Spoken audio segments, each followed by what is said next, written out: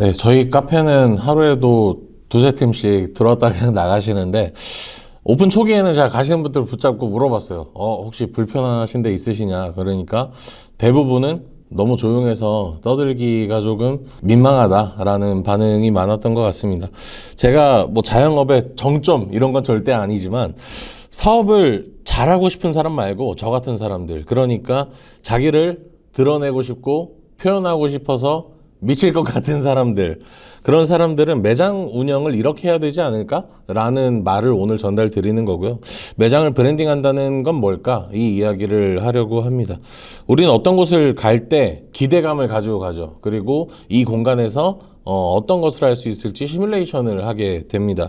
여기에 가면 뭘 할 수 있을 거야, 여기에 가면 뭘 할 거야. 그래서 그냥 지나가다 들리는 곳은 쉽게 기억이 될 수 없고, 지난 영상처럼 찾아가는 가게여야지 조금 더 우리 마음속에 각인이 되는 것 같다는 생각이 있어요. 그러니까 이제 우리가 가게를 찾아가려면 많은 경우의 수가 있을 텐데, 그 중에서도 저는 저 같은 사람, 그러니까 사장 같은 사람, 그 공간의 대표 같은 사람들을 모이게 하는 공간에 대해서 이야기를 하는 거고요.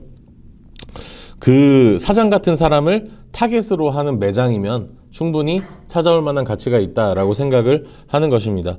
좋은 의미에서 모든 기준이 사장한테 있는 거예요. 그러니까 사업의 어떤 고수들은 그렇게 하면 다 망한다, 다 네 기준대로 하면 망한다라고 하는데, 절대적으로 요즘은 이렇게 해야 된다고 저는 생각을 합니다. 자영업자들이 너무 많기 때문입니다. 그래서 경쟁력은 내가 아니면 다른 게 될 수가 없어요. 객관이나 보편이 경쟁력이 아니고, 여러분의 취향, 감각, 역량을 발견하고 그런 것을 우리 매장에 어떻게든 녹여서 나랑 비슷한 사람들 모여라 라고 하는 것이 우리가 할 수 있는 유일한 소구점이라는 것입니다. 만약에 자본이 엄청 많다면 크고 예쁘고 삐까뻔쩍하게 지으면 됩니다. 그것도 찾아가는 가게 중에 하나예요. 우리가 외곽에 있는 대형 카페를 찾아가는 이유는 바로 그런 것 때문이죠. 그런데 우리는 자본이 그 정도로 많지 않기 때문에 제가 이런 말씀을 드리는 거고요. 그런데 이제 이 정도 하면은 굶어 죽진 않을 수 있다. 그런데 역설적으로 돈을 엄청 많이 벌고 싶다라고 하시면 또 이 방법은 추천드리지 않습니다. 사업을 잘하고 싶은 사람 말고 돈 적당히 벌면서 내 거 하고 싶은 사람들이 이 영상을 봤으면 좋겠어요. 그러니까 이 영상도 매장이랑 똑같은 거예요. 나랑 비슷한 사람들 모여라 라고 계속해서 이야기하고 있는 겁니다.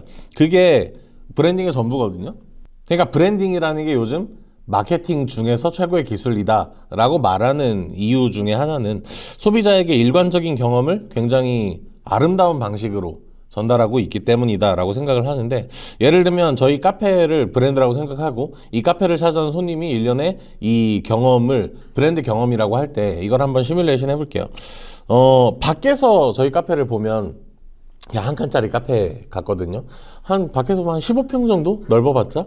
그런데 들어오면 어때? 쫙 퍼져 있고 굉장히 넓죠.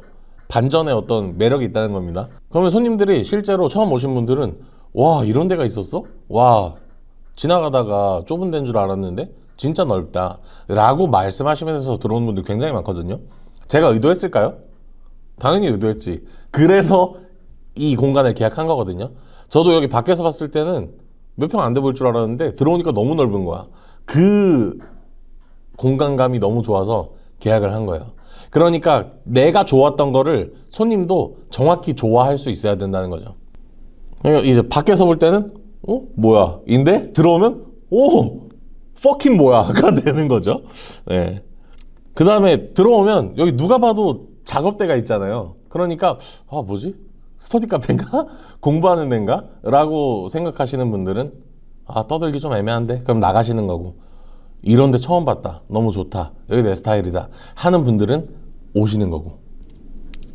그래서 아마 청주 시내 비슷한 규모의 카페 중에 런디스타운이 1인 손님이 가장 많지 않을까? 라는 생각도 그래서 할 수 있는 것 같아요. 그리고 그 손님들 덕분에 저는 절대 망하지 않을 거다. 청주시에 저 같은 분들이 적지 않다고 생각을 하거든요. 그리고 그분들은 다 런디스타운으로 올 거야. 그리고 그분들이 우리 매장의 타겟이고, 그분들이 저의 생명의 은인인 거죠. 생명의 은인한테 어떻게 해야 돼요? 그분들을 세스 고딘의 말처럼 섬기면서 대해야겠죠? 그분들이 없으면 전 굶어 죽을 테니까. 그렇다 보니까 마케팅이랑 브랜딩이 자연스럽게 같이 갈 수밖에 없는 거예요.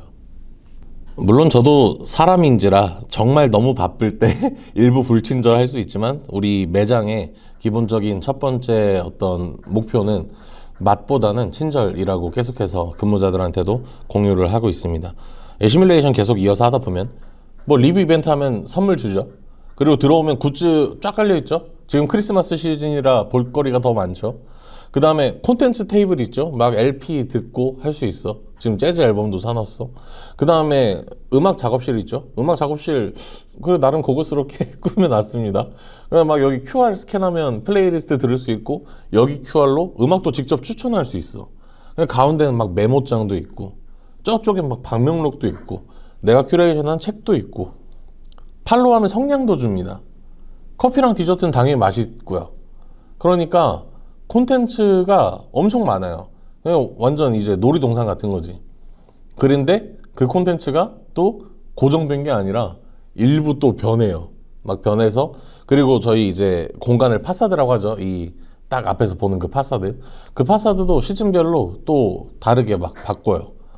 그러니까 자주 오시는 분들은 큰 인테리어는 변하지 않지만 그런 것들에 의해서 계속 새로움을 느낄 수 있고 내가 여기 자주 오지만 뭐 책도 가끔 바뀌고 콘텐츠도 바뀌고 이러니까 계속해서 새로운 어떤 자극을 느낄 수 있게 한다. 그런 것들이 좀 되는 것 같습니다. 그래서 저희 카페 리뷰를 보면 제가 의도한 바가 전달이 그래도 어느 정도 되는 것처럼 보여요. 조용해서 집중하기 좋다. 음악이 좋다. 저는 이제 나름 그래도 뮤지션이지 않습니까? 그리고 플레이리스트를 제가 직접 항상 일주일에 한 번씩 교체를 하기 때문에 음악이 좋다라는 리뷰도 굉장히 많은데 그것도 제가 의도한 거죠. 그 다음에 작업하기 좋다. 디저트 커피 마시는 거는 당연하고 맛없는 거 팔 수 없잖아요. 그런데 맛없는 거 파는 사람도 있더라. 어쨌든 우리는 의도한 바가 정확히 있어야 되고요. 그것들을 손님들한테 전달을 해야 되는데 그 전달하는 방법은 일련의 사용자 경험, 다시 말해서 브랜드 경험을 만드는 것입니다. 계속해서 시뮬레이션하고 콘텐츠를 바꾸고 소프트웨어는 계속해서 진화를 해야겠죠. 제가 말하는 소프트웨어라는 거는 뭐 직원들이 고객들을 응대하는 방법이라던가 그리고 그 의도, 오너의 의도가 뾰족할수록 좋다. 모두를 만족시키려고 하지 않았으면 좋겠다. 모두를 만족시키려고 하다가는 아무도 만족할 수 없게 된다. 다시 말해서 이 공간을 좋아할 만한 사람들, 그것은 곧 나 같은 사람들이겠죠. 그런 사람들을 위한 공간을 만들고 운영을 하면 좋겠다. 만약에 제가 방금 한 말이 타겟에 대한 이야기가 잘 이해가 안 되신다면 브랜딩 레시피 영상을 참고하시면 너무너무너무 좋을 것 같습니다.